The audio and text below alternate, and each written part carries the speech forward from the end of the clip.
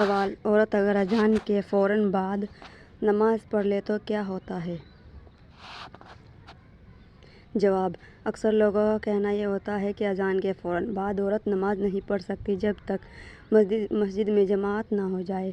اس وقت عورت کا گھر پر نماز پڑھنا جائز نہیں، جبکہ درست بات یہ ہے کہ عورت کا اذان کے فوراً بعد نماز پڑھنا ہی جائز ہے۔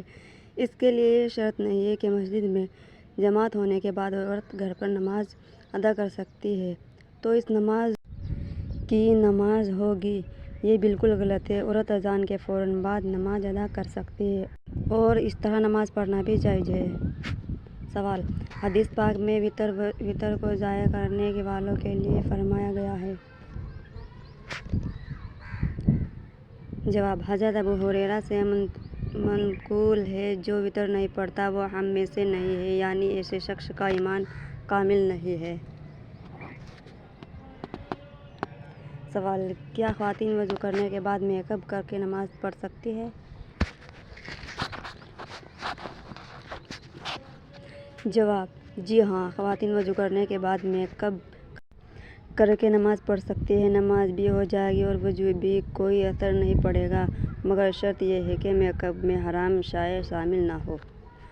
سوال: کون سا عمل کرنے والی لڑکی جنات کو زیادہ پسند ہوتی ہے؟ جواب: بے پردہ اور ناپاک رہنے والی۔ سوال: اولاد کی خواہش میں دوسری شادی کرنا کیسا ہے؟ جواب: اولاد کی خواہش میں دوسری شادی کرنا جائز ہے، لیکن ایک بات یاد رہے کہ دو بیویاں رکھے تو دونوں کے برابر حقوق ادا کرے ورنہ گنہگار ہوگا۔ سوال: بغیر محرم شرعی یا بغیر شوہر کے عورت کا سفر حج پر جانا کیسا ہے؟ جواب: بغیر محرم شرعی یا بغیر شوہر کے عورت کے لیے سفر حج پر جانا سخت حرام اور گناہ ہے۔ سوال: آم کے ساتھ گندم کی روٹی کھانے سے کون سی بیماری ٹھیک ہوتی ہے؟ جواب: آم کے ساتھ روٹی کھانے سے قبض کا خاتمہ ہوتا ہے۔ سوال: سب سے جلدی کس نیکی کا ثواب ملتا ہے؟ جواب: رشتہ داری نبھانے کا۔ سوال: کیا انسان کے چاہنے سے کوئی بھی چیز مل سکتی ہے؟ جواب: اگر اللہ چاہے تو مل سکتی ہے، ورنہ دنیا کی کسی بھی طاقت کے چاہنے سے کچھ نہیں ہو سکتا۔ سوال: سونے سے پہلے کیا پڑھنے سے صبح تک شیطان انسان کے قریب نہیں آتا؟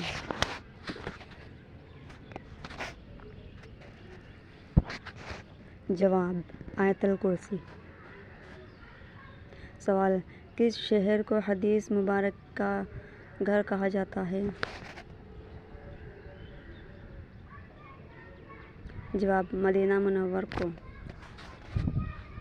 سوال: دجال کا دنیا میں کتنے دن تک فساد جاری رہے گا؟